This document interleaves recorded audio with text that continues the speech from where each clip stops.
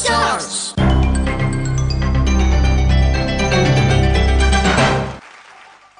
ഷീജ ചേച്ചി അടിച്ചു പൊളിച്ചു. Thank you. ശരിക്കും ഒരു എന്താ പറയാ, ജാനകി റാം എന്ന് പറഞ്ഞിട്ട് ഇത്രയും നാള് എല്ലാവരും ഭയങ്കര, ബാക്കി എല്ലാവരും ഭയങ്കര സോഫ്റ്റ് മെലഡി അല്ലെങ്കിൽ വല്ല ഒരു സെമി ക്ലാസിക്കൽ ടച്ചുള്ള പാട്ടോ അങ്ങനെ എന്തെങ്കിലുമൊക്കെ അല്ലേ പാടുക. അപ്പോൾ ഷീജ വന്നിങ്ങനെ ഒരു ഭയങ്കര ഡിഫറെൻ്റ് ആയിട്ടുള്ള ഒരു സംഭവം ചെയ്തപ്പോൾ നല്ല രസമുണ്ടായിരുന്നു കാണാനും കേൾക്കാനും. താങ്ക് യു ചേച്ചി. അതോടൊപ്പം തന്നെ പറയേണ്ട ആവശ്യമില്ല, ഓർക്കസ്ട്ര അടിച്ചു പൊളിച്ചു. ഷീജയുടെ ഒപ്പം തന്നെ അടിച്ചു പൊളിച്ചു എല്ലാവരും. Okay, so let's find out എങ്ങനെയുണ്ടായിരുന്നു ഷീജയുടെ പാട്ടെന്നുള്ളത് ജഡ്ജസ് പറയും.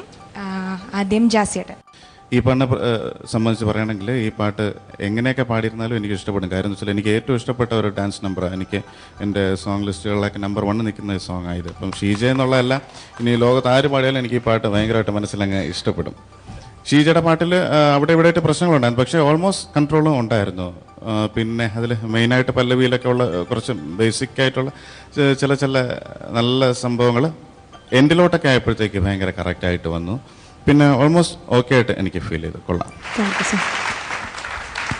ചേച്ചി.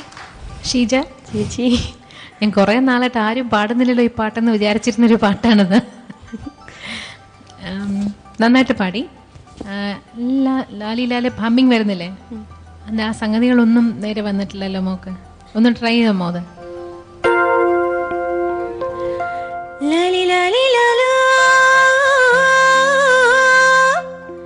ലാലി ലാലി ലാലാ, ലാലി ലാലി ലാലാ. ഇപ്പൊ പാടി അത്രയും ടേക്കിൽ വന്നിട്ടുണ്ടായിരുന്നില്ല കേട്ടോ. ഇപ്പോഴും പെർഫെക്റ്റ് എന്ന് പറയാൻ പറ്റില്ല, എന്നാലും കുഴപ്പമില്ല. ശ്രുതി പ്രശ്നമുണ്ടായിരുന്നു, ഇപ്പം പാടുമ്പോഴും ഉണ്ടായിരുന്നു. നല്ല സ്വീറ്റ് വോയിസ്. ശ്രീജയുടെ പാട്ട് കേട്ടോണ്ടിരിക്കാൻ നല്ല സുഖമുണ്ട്, നല്ല കേൾക്കാൻ സുഖമുള്ള ശബ്ദം. കാണലിയെ ചൊല്ലുങ്ങളെ അവിടെ എല്ലാം ആ സംഗതികളിലൊന്നും ക്ലാരിറ്റി ഉണ്ടായിരുന്നില്ല.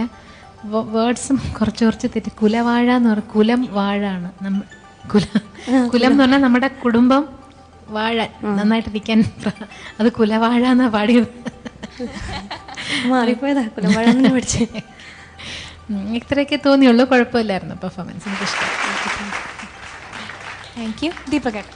ഷീജ, സർ, എനിക്ക് ഈ പാട്ട് ഷീജ എടുത്തതിൽ ഭയങ്കര സന്തോഷമുള്ള ഏക കാര്യം, ഈ കോമ്പറ്റീഷൻ തുടങ്ങിയ അന്ന് തൊട്ടിട്ട് ചിത്ര ചേച്ചി ഓരോ അടിപൊളി പാട്ട് കഴിഞ്ഞാൽ ഈ കുട്ടിക്ക് മച്ചാനെ പത്തിങ്ങളെ പാടായിരുന്നു എന്ന് ഏത് കുട്ടി വന്ന് പോയാലും പറയും. അപ്പം ഇന്ന് അവസാനം ഒരു കുട്ടി ഇത് പാടിയല്ലോ, അതോർത്തിട്ട് എനിക്ക് സമാധാനം. എല്ലാവരും ഒന്ന് കൈയടിച്ച് പ്രോത്സാഹിപ്പിക്കണം. ഇനി ചിത്ര ചേച്ചിക്ക് വേറെ പ്രശ്നമില്ലല്ലോ? ഇല്ല. ആരോ കൈവശം കാര്യമായിട്ട് കൊടുത്തിട്ടുണ്ട് ഈ പാട്ടിനെ പറ്റി പറഞ്ഞിട്ട്. എന്തായാലും പാടിയതിനെ പറ്റിയിട്ടുള്ള കറക്റ്റ് അഭിപ്രായം ചിത്ര ചേച്ചി പറഞ്ഞു. എനിക്കും പാട്ട് വലിയൊരു കുഴപ്പം തോന്നിയിട്ടൊന്നുമില്ല. ഒരു ജസ്റ്റ് ഒരു ലിറ്റിൽ ബിറ്റ് അബവ് ആവറേജ്. ഭയങ്കര മോശം എന്ന് പറയാനുമില്ല, വളരെ നല്ലതെന്ന് പറയാൻ എനിക്കൊന്നും തോന്നിയിട്ടില്ല അതിനെ പറ്റിയിട്ട്. പെർഫോമൻസ് ആസ്പെക്റ്റ് കുറച്ചൊരു ആക്ടിങ് ഒരു ആർട്ടിഫിഷ്യലായോ എന്നൊരു സംശയം ഇല്ലാതെ ഇല്ല. ഒരു ആർട്ടിഫിഷ്യലായിട്ട് പെർഫോം ചെയ്യാൻ ശ്രമിച്ചു എന്നുള്ളൊരു സംഭവം. നമുക്കൊരു നാടകീയമാവണമെന്ന് നിർബന്ധമില്ല. ജസ്റ്റ് ഒരു നാച്ചുറൽ ആയിട്ട് വരുന്നുണ്ടെങ്കിൽ മാത്രം മതി. അങ്ങനെ വന്നു പോയതാണെങ്കിൽ കുഴപ്പമില്ല. കുറച്ചും കൂടി അതൊന്ന് കൺട്രോൾ ചെയ്ത് കുറച്ചും കൂടി നാച്ചുറൽ, നമുക്കും കൂടി കാണുമ്പം നാച്ചുറൽ ആണെന്ന് തോന്നുന്ന രീതിയിൽ ഒന്ന് പ്രാക്ടീസ് ചെയ്തോളൂ.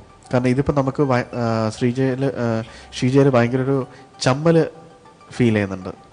അതുകൊണ്ട് അതൊന്ന് കുറച്ച് റെഡിയാക്കിയാൽ മതി. അല്ലെങ്കിൽ പാട്ട് കുറച്ചും കൂടിയും പ്രാക്ടീസ് ചെയ്യുകയാണെങ്കിൽ നന്നാവാനുള്ളതേ ഉള്ളൂ. എനിക്ക് ഓവറോൾ ഇഷ്ടപ്പെട്ടു. അപ്പോൾ let's note your marks. Sheeja ചേച്ചി ഔട്ട് ഓഫ് 40. 30 out of 40. ജാസിയേട്ടാ 23. 23 out of 30. ദീപകേട്ടാ 22 out of 30. ഷീജയ്ക്ക് ജാനകി റൗണ്ടിൽ ജഡ്ജസ് നൽകിയിരിക്കുന്നത് 75 മാർക്സ്.